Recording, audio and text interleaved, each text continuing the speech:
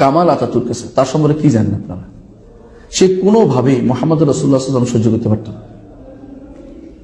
যখনই এই নামটা আসতো তখন সে ঘেউ ঘেউ করতো, এই জন্য সে আযান বন্ধ করে দিয়েছে। কোরআনে যখনই পাবেন মেলা, এরা হচ্ছে তথাকথিত দার্শনিক, বুদ্ধিজীবী, তারপরে আরেকটা কি নাম বর্তমানে আসে যে টক শো করে যে অনেকে, সুশীল সমাজ, সুশীল সমাজ, ভালো সমাজ, তো এই জাতীয় বিশেষ বিশেষ যারা নাম, সুন্দর সুন্দর নাম ভাঙিয়ে খায়, এরা কিন্তু কখনো আল্লাহ রসুলদের কথা কখনো মানতে চায় না। তারা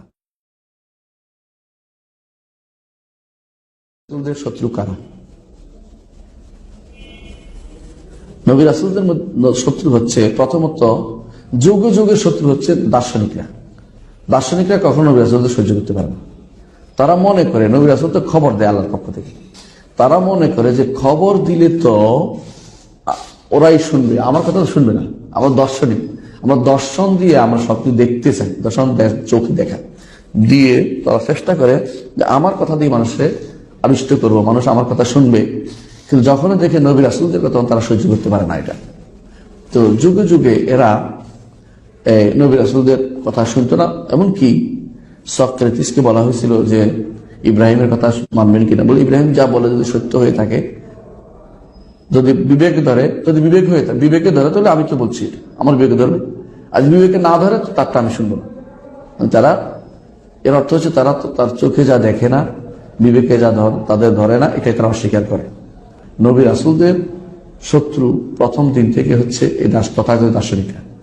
এরাই হচ্ছে মালা, ক্বালাল মালাউল্লাযীনা ইসতাকবারু, কোরআনে যখনই পাবেন মালা, এরা হচ্ছে তথাকথিত দার্শনিক, বুদ্ধিজীবী, তারপরে আরেকটা কি নাম বর্তমানে আসে যে টক শো করে যে অনেকে, সুশীল সমাজ, সুশীল সমাজ, ভালো সমাজ, তো এই জাতীয় বিশেষ বিশেষ যারা নাম, সুন্দর সুন্দর নাম ভাঙিয়ে খায়, এরা কিন্তু কখনো আল্লাহ রসুলদের কথা কখনো মানতে চায় না। তারা যদি রাসূলদের কথা মানতো, তাদের কথার কিন্তু দাম কমে যেত। এই জন্য তারা মনে করে আমাদের দাম কমে যাবে এদের কথা শুনলে, এই জন্য তারা শুনতে চায়নি। সক্রেটিসের কথা যেমন, সক্রেটিস যেমন ইব্রাহিমের কথা শোনেনি, তেমনি ভাবে এরিস্টটলও মুসা আলাইহিস সালামের কথা, ঈসা আলাইহিস সালামের কথা শোনেনি, মানেনি। তাদের সময় ছিল, বেশি দূর ছিল না, মানুষের খবরও পাইছে, কিন্তু তারা কোনোদিন শুনতে রাজি হয়নি। তারা এই দর্শন শাস্ত্র সারা দুনিয়াতে ছড়িয়ে দিয়েছে। এই জন্য ইসলামে কোনো দার্শনিকদের কোনো অস্তিত্ব নেই। যারা ইসলামী দার্শনিক বলে মিথ্যা কথা বলে। দার্শনিক, ইসলামী দার্শনিক কি জিনিস, বুঝা কথা, আল্লাহ কোরআন এবং হাদিসের মধ্যে গবেষণা করবে, গবেষক হতে পারে। এই জন্য তারাই আমাকে কখনো কিছু বলে চিন্তাবিদ, আমি খুব রাগ করি। চিন্তাবিদ না, আমি চিন্তা দিয়ে কিছু করতে পারবো না। আমি আনুগত্যবিদ, আমি আনুগত্য করি, আমি আল্লাহ এবং তার রাসূলের আনুগত্য করি, এটা পছন্দনীয়। আপনাদেরও এই চিন্তাবিদ কথাটা, এগুলো ফালতু কথা, এগুলো হচ্ছে সামাজিক একটা জিনিস। চিন্তা করে কি করবে সে? চিন্তা করার জন্য কত বলা হয়নি। চিন্তা করছে, বলছে আওয়ালাম তাফাক্কারু ফি খালকিস সামাওয়াতি ওয়াল আরদ, চিন্তা করতে আসমান জমিন সৃষ্টি করে চিন্তা করতে বলা হয়েছে। কিন্তু আল্লাহর চিন্তা করে নিজে কিছু পেয়ে যাবে এই আশা যারা করে, তারাই সবচেয়ে বড় ভুলের উপর আছে। এই জন্য আমরা বলি যে দার্শনিকরা বলে একটা কথা, যে নবী রাসূলদের তারা বড় শত্রু, যেটা বলতেছে। এই জন্য তারা প্রথমত তারা আল্লাহ বলতে কোনো কিছু স্বীকার করে না, বাস্তবতা হচ্ছে এটা। তারা বলে যে তাদের মধ্যে কয়েকটা গ্রুপ আছে। এক গ্রুপ বলে যে নবী কি জিনিস, নবী রাসূল বলতে কিছু নেই। তো কি দুনিয়ার কিছু মানুষের তিন ধরনের গুণ আছে। প্রথম গুণ হচ্ছে তারা প্রচুর পরিমাণে অনুমান করতে পারে, ধারণা করতে পারে। আর দ্বিতীয় গুণ হচ্ছে তারা প্রচুর পরিমাণে ক্যাচ করতে পারে, যে কোনো জিনিস ক্যাচ করে নিতে পারে, দ্রুত। তিন নম্বর হচ্ছে যারা যে কোনো জিনিস তাকয়ীল, মানুষকে প্রচুর পরিমাণে করতে পারে, একটা ধাঁধার ভিতরে আটকে করতে পারে, আকৃষ্ট করার ক্ষমতা নেই। খেয়াল, যে আমার একটা হলো যে খেয়াল করতে পারে যে আমি যেটা বলছি আপনার মনে হবে যে ঠিক চলতেছে, হাঁটতেছে, এই ক্ষমতা সম্মোহনী শক্তি, সম্মোহনী ক্ষমতা। বলতেছে যে দুনিয়ার বুকে কিছু মানুষের এই তিনটি গুণ যার মধ্যে আছে, সে হচ্ছে নবী। তো এর কি করে, আকুল ফারাল থেকে, আকুল ফারাল পরবর্তীতে আসা ফারাবিরা কয় এটাই জিবরিল। তো সে আকুল ফারাল থেকে নবীর উপরে, যার মধ্যে তিনটা গুণ আছে, এই তার উপরে কি করে একটা উপচে পড়া কিছু ফালাইলে এটা ফাদা আলমিন আকিম ফালাইলে সে এটা নবী হিসেবে সাব্যস্ত করে যে এটা আসছে, এটা হবে, এটা হবে, এটা হবে। আর তা বুধ সম্মোহনে বুধ হয়ে গেছে যারা, তারা এটা বিশ্বাস করতেছে। নাউজুবিল্লাহ। নবীদের উপর কত বড় তুহমত। তাদের মতে যে কোনো মানুষ রিয়াদা করে, অর্থাৎ প্রচুর পরিমাণে কি বলে আমাদের দেশে বলে, তিনি বলে মুজাহাদা করে না, মুজাহাদা করে, হ্যাঁ, প্রচুর পরিমাণে কোনো কিছু নিয়ে কয় যে বসে অনেক সাধনা সাধনা সাধনা শব্দ আসলে দেখুন, সাধনা করে নবুয়ত লাভ করা যায়। উনি কেউ যদি এই তিনটি কাজে সাধনা করতে পারে তো একসময় সেটা অর্জিত হয়। নাউযুবিল্লাহি মিন যালিক। এরা এই নবী রাসূল বলতে আসলে আল্লাহ তাআলা কিতাব নাযিল করে তাদের উপর, এবং তাদের আল্লাহ তাআলা বিষয়কে ইখতিয়ার করেন, তাদেরকে ছোটকাল থেকে বড় করে তোলেন, এটা বিশ্বাস করে না। যে কোনো মানুষ তারা মনে করে যে এইভাবে তারা এটা এই নবুয়তের দরজায় পৌঁছে যেতে পারে। দুর্ভাগ্যবশত এই আকীদা ধীরে ধীরে মুসলিম দার্শনিক বলতে বেশ তাদের মধ্যে আসছে, যেমন তেমনি ভাবে এই আকীদার একটা অংশ মুতাকাল্লিমিনদের মধ্যে আসছে। মুতাকাল্লিমিন হলো দার্শনিকদের যারা বাচ্চা কাচ্চা, যেমন মুতাজিলা, জাহমিয়া, মুতাজিলা, শিয়া, কাদরিয়া এবং আশায়েরা, মাতুরিদিয়া, এদের মধ্যেও কিন্তু কিছু কিছু এইটা ঢুকছে। ঢুকার কারণে তারা কিছু হক কথা বলছে, কোরআন হাদিস পড়ছে তারা, আর যারা কোরআন হাদিস পড়ে নাই তারা কিন্তু এগুলোতে বিশ্বাসী ছিল। এই জন্য আপনি অনেক তথাকথিত এই কালাম শাস্ত্রবিদদের মধ্যে এই জাতীয় কথাবার্তা পাবেন। তারা বিশ্বাস করে যে নবী রাসূলদের যে মর্যাদা, এটা পার্থক্য করা যাচ্ছে না এদের মধ্যে আর ইয়ার মধ্যে। যারা জাদুকর তাদের মধ্যে কোনো পার্থক্য করা যায় না।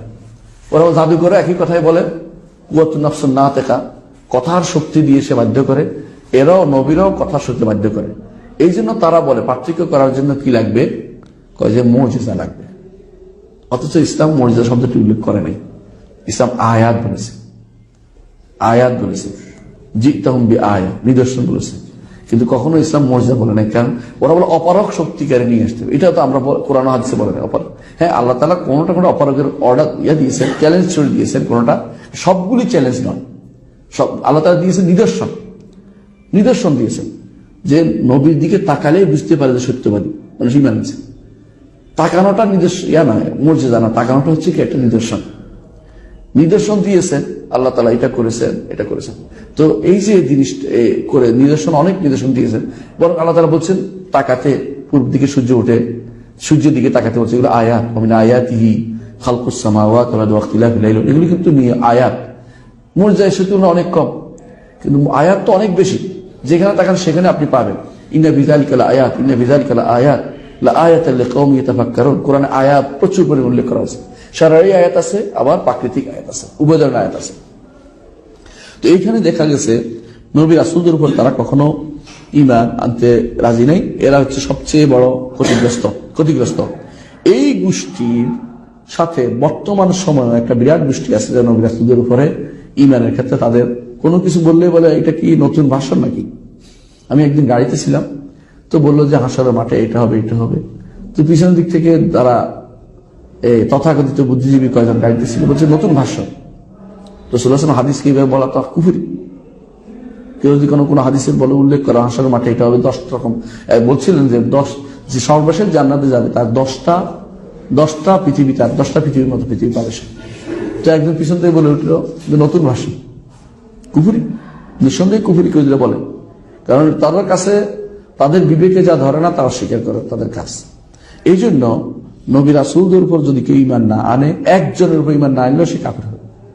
এবং নবী রাসূল ওই ব্যক্তি ঈমান আনবে না যে নিজের বিবেককে প্রাধান্য বেশি দিবে, অহংকারী হবে, আমি বেশি বুঝি মনে করবে। কারণ তারা মনে করে আমার চেয়ে বড় কেমনে হতে পারে। দেখুন এই যে কামাল আতাতুর্ক আছে, তার সম্পর্কে কি জানেন আপনারা? সে কোনোভাবেই মুহাম্মদ রাসূলুল্লাহ সাল্লাল্লাহু আলাইহি ওয়াসাল্লাম সহ্য করতে পারত না। যখনই এই নামটা আসতো তখন সে ঘেউ ঘেউ করতো, এই জন্য সে আযান বন্ধ করে দিয়েছিল।